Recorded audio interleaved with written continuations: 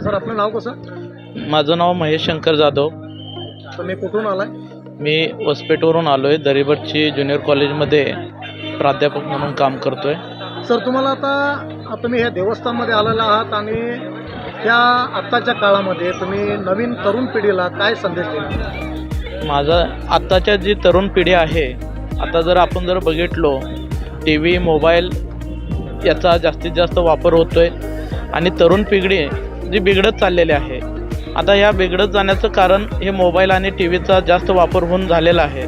परंतु मला एक तरुण पिढीला आव्हान करायचं आहे की आपण जर आपली भारतीय संस्कृती जर आपण टिकवायची असेल आणि आता जे बिघडत चाललेलं जे प्रमाण आहे ते जर कमी करायचं असेल तर आपण एका कशावरती तरी भक्ती ठेवून आपण मंदिरामध्ये आलो पाहिजे. आज मी या ठिकाणी जे आलो आहे हे गुड्डापूर असं एक दानोमा देवीचं एक भक्तिस्थान आहे. इथं महाराष्ट्रातून किंवा कर्नाटकातून हजारो किंवा लाखो संख्येने भक्त येतात. तर इथं येण्याचं कारण काय? तरुण पिढीला मला एक आव्हान करायचं आहे की बाबा आपण जिथं एक आपलं मानसिकता चांगल्या पद्धतीनं टिकणार आहे, मानसिकता आपली जी पॉझिटिव्ह थिंकिंग जी आहे ते वाढणार आहे, ते मंदिरामध्ये येऊन आपण जर समजा एक शांत ठिकाणं येऊन जर आपण बसलो, जे चांगल्या विचाराचे जे लोक आहेत जे या मंदिरामध्ये येतात त्यांच्या सान्निध्यामध्ये जर आलो तर आपल्यामध्ये असणारी जी निगेटिव्हिटी जी आहे, आपल्यामध्ये असणारं जे आपली भारतीय संस्कृती जी आपण म्हणतोय ती बिघडत चाललेली आहे, ते जर आपण जर टिकवायचं असेल तर आपण अशा मंदिराच्या ठिकाणी आलो पाहिजे, चांगल्या व्यक्तीच्या सान्निध्यात आलो पाहिजे, त्यांचे विचार आपण ऐकले पाहिजेत. जे अनेक जे वयस्कर लोक आहेत की त्यांच्या मनामध्ये आज अनेक चांगली भावना आहे की आपण कसं वागलो पाहिजे, आपण समाजामध्ये कसं वावरलो पाहिजे, आपले वरिष्ठांचे कसे आदर ठेवलं पाहिजे, ह्या सर्व गोष्टी आपण या मंदिराच्या ठिकाणी आल्यानंतर आपणाला वेगवेगळ्या लोकांच्या माध्यमातून मिळत असतात आणि ते घेणं आज तरुण पिढीचं गरज आहे. आणि असं एक मी आव्हान या आजच्या तरुण पिढीला देऊ शकतो.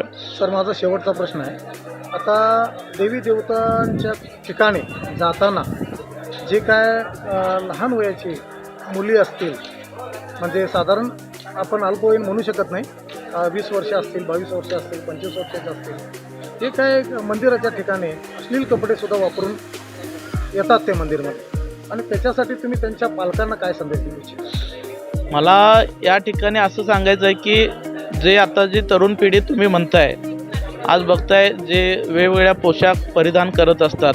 मग आता जे फॅशन आलेले आहे की आपली भारतीय संस्कृती कशी होते आजपर्यंत अंगावर परिपूर्ण कपडा वापरून जे आपल्या वाडवडिलापासून जे चालत आलेलं जे आहे, कपाळावरती कुंकू किंवा टिकली लावून हा एक आपली भारतीय संस्कृती जपत होते. परंतु अलीकडच्या काळामध्ये जर आपण जर बघितलो तर जे अमेरिकन स्टाईल जे म्हणतोय आपण, जीन पॅन्ट टी शर्ट, आज जर महिला वर्गाच्या बाबतीत जर मला जर सांगायचं झालं तर अलीकडच्या जे महिला टी व्ही किंवा अनेक प्रकारचे जे साधनाचा वापर करून जे त्यांना वेगवेगळ्या ठिकाणी जे काय पोशाख परिधान केलेला इतर जे देशामध्ये पाहिला जातोय त्याचं अनुकरण करण्याचं काम अलीकडच्या काळामध्ये भरपूर प्रमाणात होत आहे. आणि त्याच्यामुळं जे आता जर आपण जर बघितलो तर त्यांच्याकडे बघण्याची जी तरुण पिढीची जी भूमिका आहे ती बदलत चाललेली आहे. आणि मला पालकांचा असा एक संदेश द्यायचा आहे की आताचे जे पालक आहेत, आताचे जे तरुण पिढीमध्ये जे वावरणारे जे त्यांची जी मुलं जे आहेत त्यांच्यासाठी त्यांना एक शिस्त लावली पाहिजे की आपण आपल्या अंगावरती एक चांगला पोशाख परिधान केला पाहिजे, जेणेकरून इतर लोकांच्या नजरा आपल्यावरती जी बदलत असतात त्याचं प्रमाण कमी होईल. कारण आपोआप जेवढं आपण फॅशन करत जाईल तेवढं इतर लोकांच्या जी भावना आहेत त्या आपल्याकडं बघण्याच्या बदलत जातात. त्यामुळं अलीकडचं जे प्रमाण आपण बघतोय ते बिघडण्याचं प्रमाण जास्त होत आहे. तर पालकांनी एवढंच केलं पाहिजे की आपल्या मुलांना एक चांगली शिस्त लावली पाहिजे. आपण ज्या वेळेला आपण मार्केटमध्ये कपडे खरेदी करायला जातो त्यावेळेला आपण आपल्या मुलांना शोभील असा, भारतीय संस्कृतीला शोभील असा पोशाख त्यांना घेऊन दिला पाहिजे. एवढंच मी त्यांना आव्हान करू शकतो. धन्यवाद.